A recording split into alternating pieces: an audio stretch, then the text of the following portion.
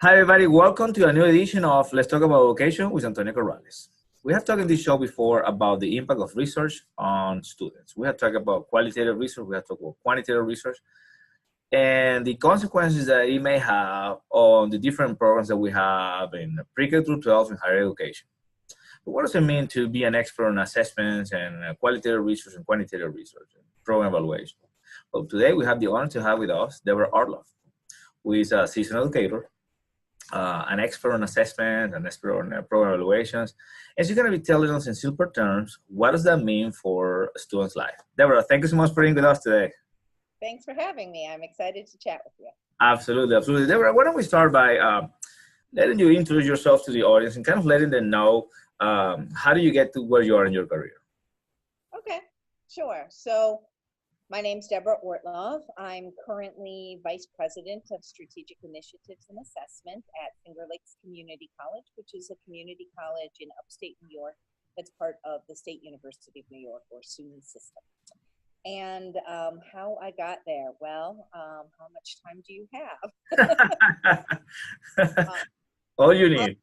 I'll keep it brief. Okay. So I started off my career in education much before I ended up getting a PhD in research policy and educational psychology. And mainly that was right after college. I ended up working abroad. I had a Fulbright, did some other things. And that took me sort of broadly into the world of education in a number of different ways, working both with students and with colleges, and with some public schooling in Germany and occasionally in Poland and the Czech Republic. So this just exposed me to a lot of big questions about education, and it was those big questions that drove me to ultimately pursue a PhD in the fields that I mentioned. Okay. I saw education as a social force. I saw these big questions about what was going on, how we thought about education, how we structured education, had big influences on people's lives. And ultimately, all of that still really drives me today. It's important to me that education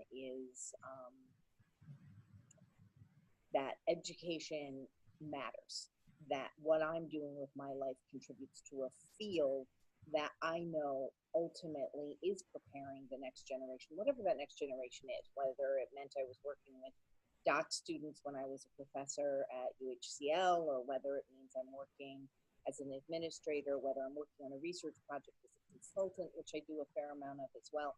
All of that is still fundamentally trying to solve questions that help us do better in a field that really matters, in a field that ultimately is responsible for preparing what will be next. That's important to me, and that driving force is what still drives me, even though it started many years ago under very different circumstances. So more specifically, how did I end up as an expert in assessment, evaluation, and research? Well, that started when I was a PhD student. So my PhD is in education policy. I have a PhD from Indiana University in Bloomington. And when you study education policy, you are often looking at very big questions, and you're asking, how do we know this? How do we know this worked? How do we know it didn't work? What was the impact of a government, of a school, of a person making decisions? And what will the impact be if we change this policy? So underlying issues of policy are always issues around research. There are always issues around methodology, data, and the questions of knowledge, the questions of how do we know this to be true? How could we know this to be true?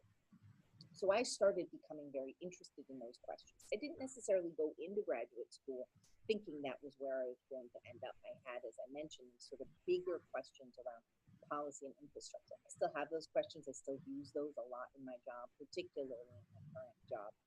But it was through studying that I realized I needed to know a lot more about methodology. I needed to know a lot more about research, and that those questions, those underlying issues were really interesting to me, and that I sort of had a brain that worked well with them.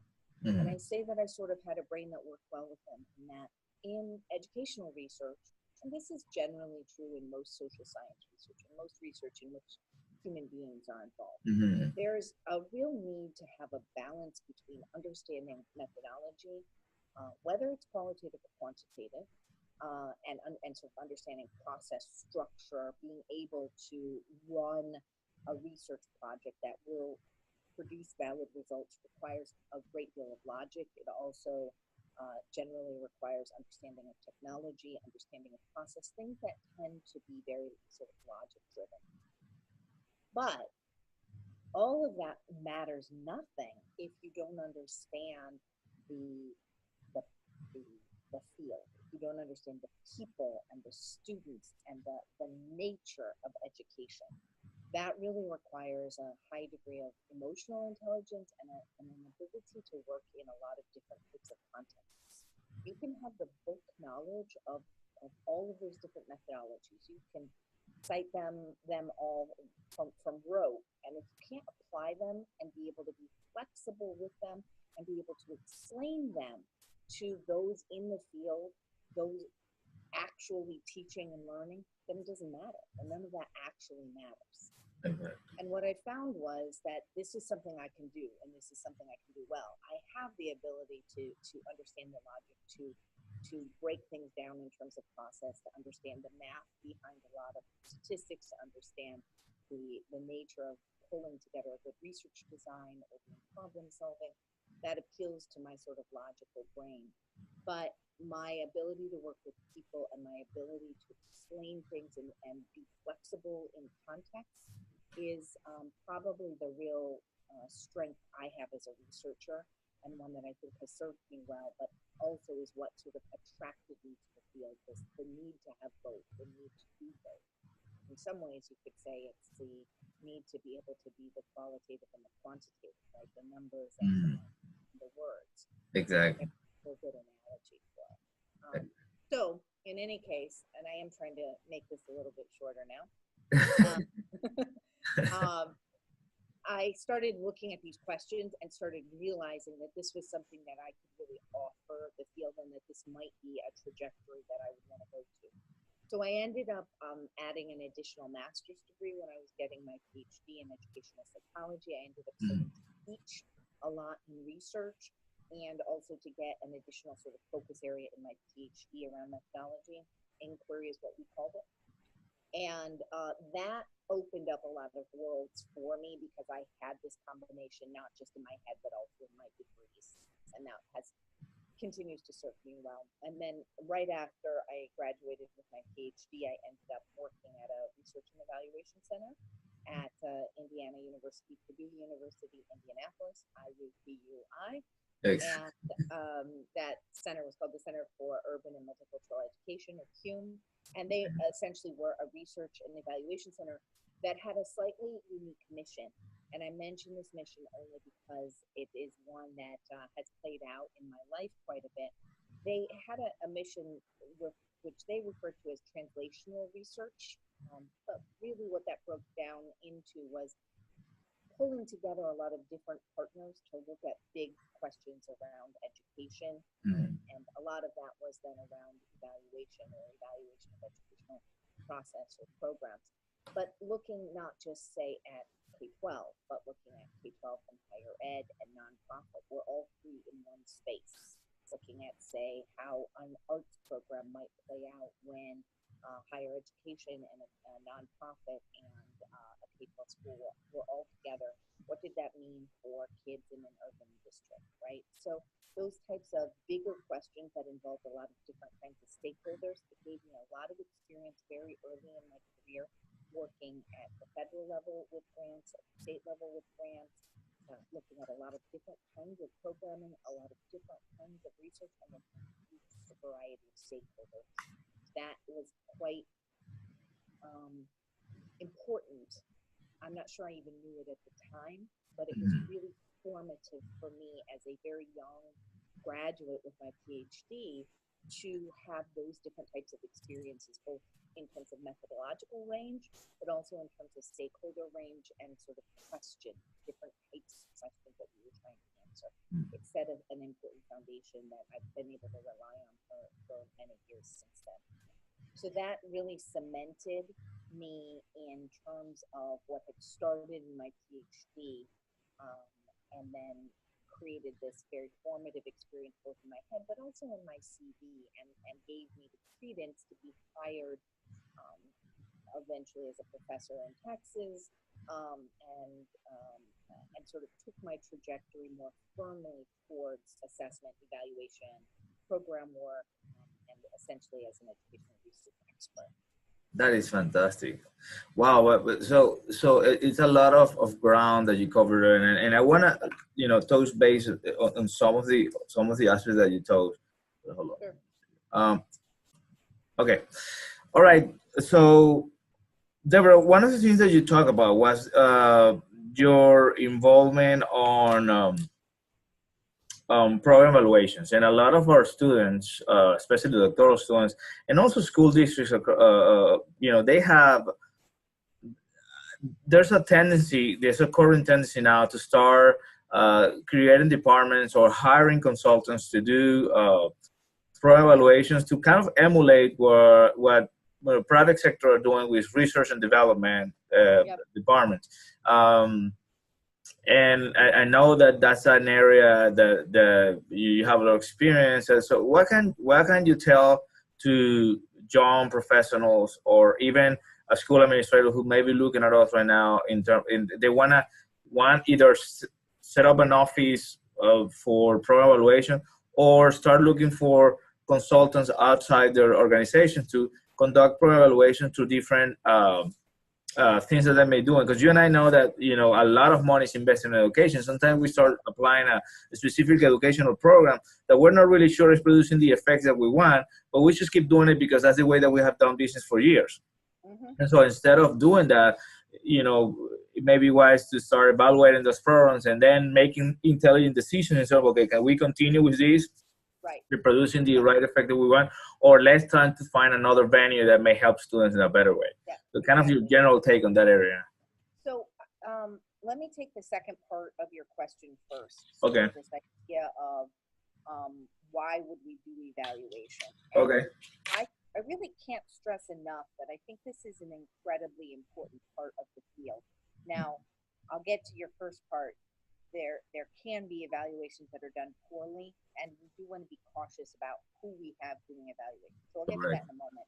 But sort of broadly speaking, this idea of really examining what is working and for whom is not something that actually has a long history in education, right?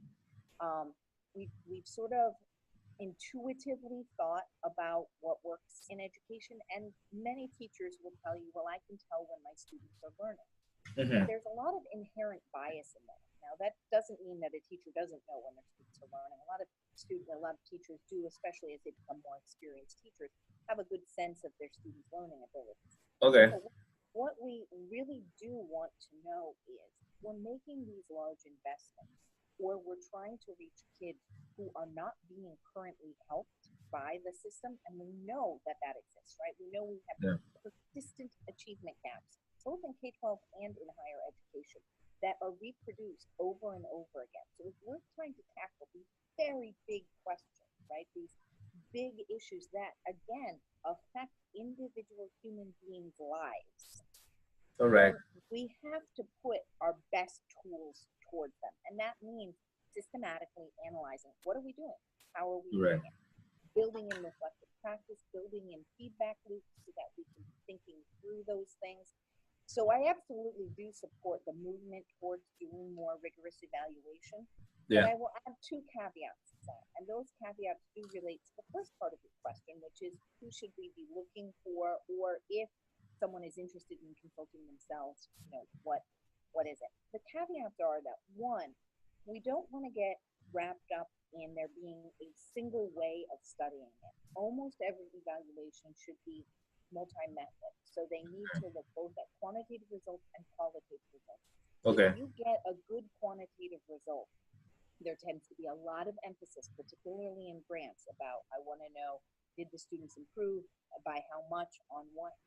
If you do that and you have no qualitative data to understand the process or understand the nuance, you can't reproduce it. You can't, and you can't figure out what went right or what went wrong. Exactly. You really want to be looking at that sort of multimodal approach.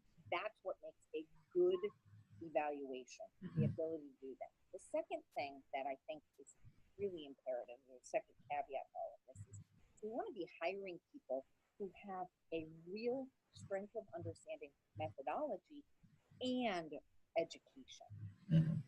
One of the things that we see a lot in the field, and that I see when I meet other consultants, if I'm at a consulting event or I'm at the Department of Ed or I've taken a job and I run into somebody else, etc., is we tend to see a lot of people on either end of the spectrum. So you end up seeing people who don't have a lot of experience in education, don't understand educational context, or sort of only can talk the talk, but themselves have never been educators, have Exactly. never been in a classroom, have never experienced that. Whether it's K-12 or higher ed, the ability to truly understand what it means to be an educator is a key point in being able to interpret results in order to help make them actionable. Mhm. Data are just data until they're connected to action. Then they matter. That's what makes data matter. When they create action that creates change. And oftentimes, a school district or a higher education institution, even though they're very steeped in their own context, they're still going to want help in both interpreting the results and really connecting them to action. That's what makes a really good consultant, is that ability to be just enough outside to help connect those dots from methodology to action. The second part there, as I said, there was sort of a continuum, right? So I Yeah. see a lot of people only know the methodology, or they sort of only talk the talk of education, but when you look in their background, they're not actually deeply steeped in the context. They haven't been themselves educators. The other end of the spectrum is people who are very deeply steeped in the context, have been educators for many years, and possibly were superintendents or assistant superintendents or whatnot. Those folks can sometimes be fantastic consultants because they have so much experience in the field.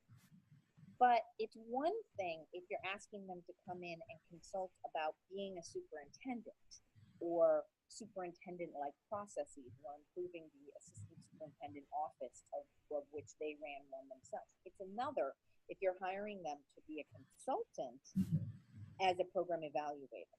Mhm. That requires deep methodological understanding. Now, yes, many superintendents have an EDD or something, but it doesn't necessarily mean they really spent a lot of time understanding the methodology.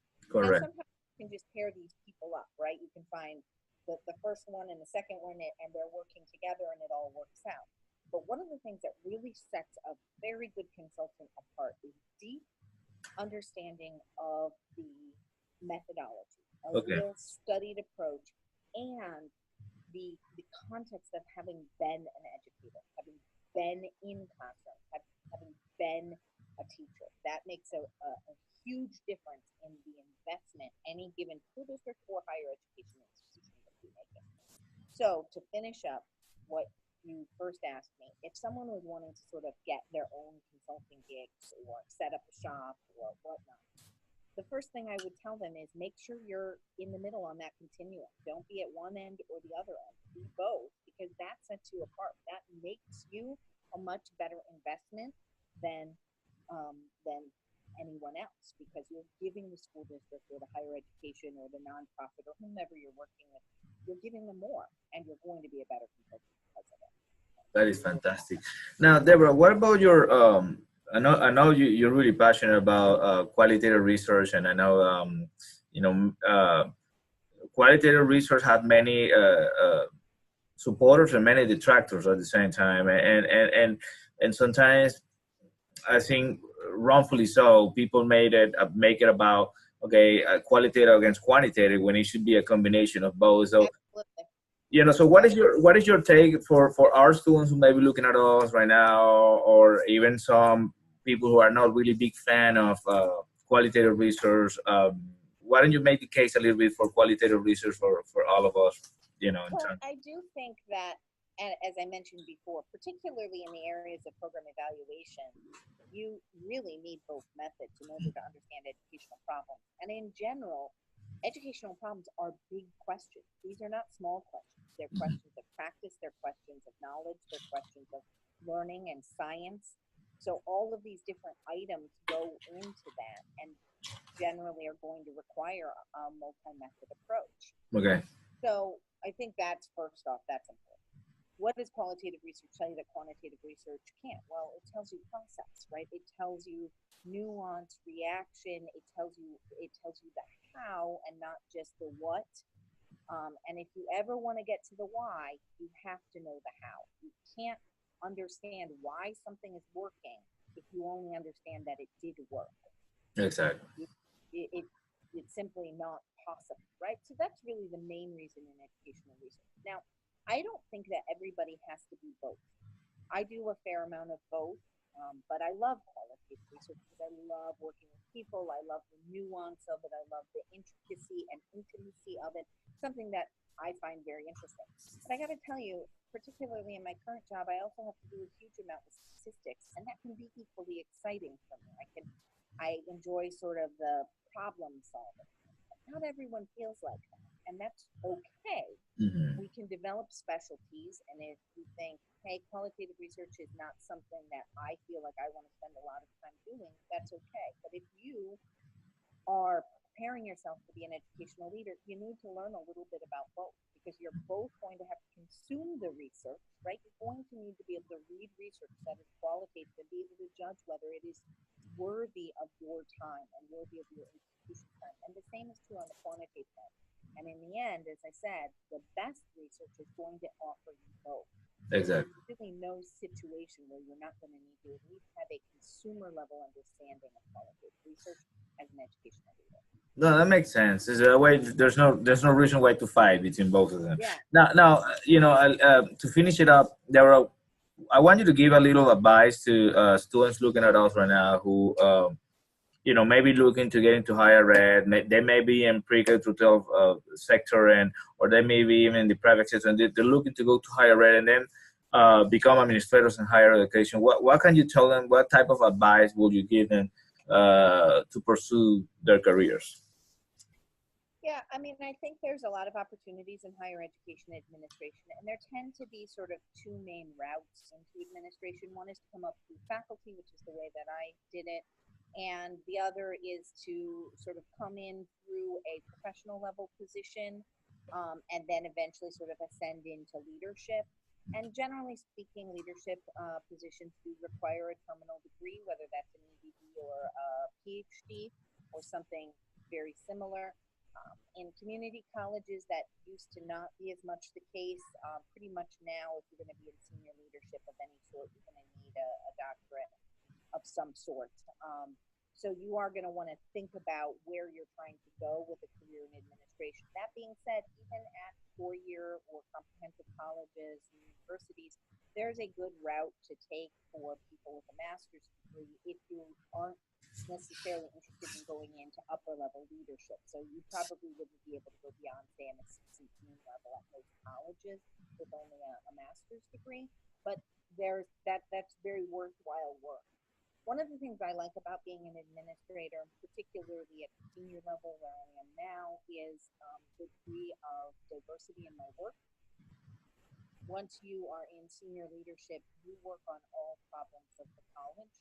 So while I have expertise in assessment, and I also oversee strategic initiatives, which essentially involves almost everything at the college, there's just a lot of different things under any given strategic plan that Exactly. strategic initiative.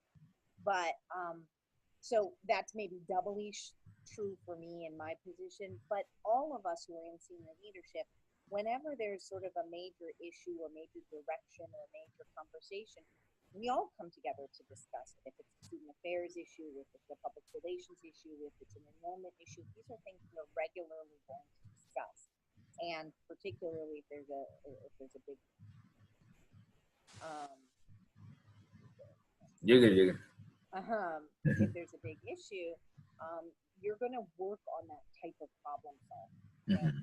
And last year, I had to go through emergency preparedness training, right? So we had to do an active shooter drill. I had to be moved off campus. I had to be able to operate the college from afar. Those types of things. Those are not things that I necessarily thought I would enjoy, and hopefully we never are in a situation situation where we actually need to use that training.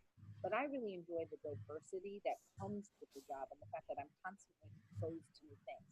At my heart, I'm a researcher, so I find those new things, those new questions, those new tasks really interesting.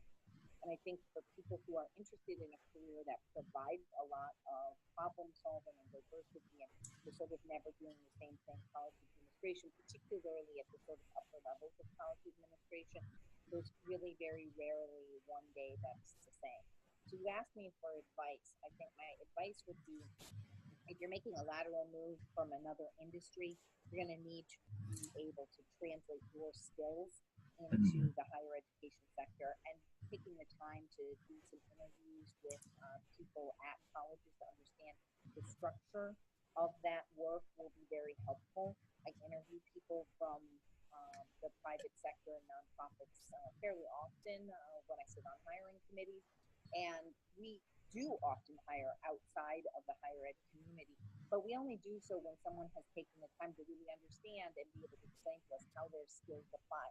And that's both at the senior leadership level as well as in sort of lower level administration as well. So you need to understand the sector and you need to be able to translate your skills. They will translate. If you work in the private sector and you work on things like strategy, project management, human resources, these are things that exist within the college structure. We are still an entity, we are still an institution, and in many ways a business or a nonprofit business. So those skills are going to translate, but you need to be able to articulate from the get-go in your cover letter how they do, and that's going to be a very important move. If you're looking within your own world, if you're already in education or say K-12 and you want to move into higher ed, I think that's a little bit easier, but you're still going to have to translate that.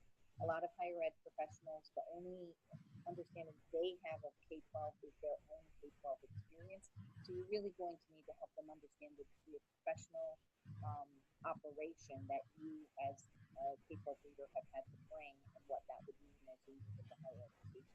So that translation process is particularly important.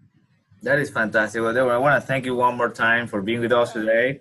Yeah. Folks, also remember that we have this interview and many others in Antonio Corrales' YouTube channel. Let's talk about education with Antonio Corrales and sterlingevaluationassessment.com. Please help somebody today and see you next time.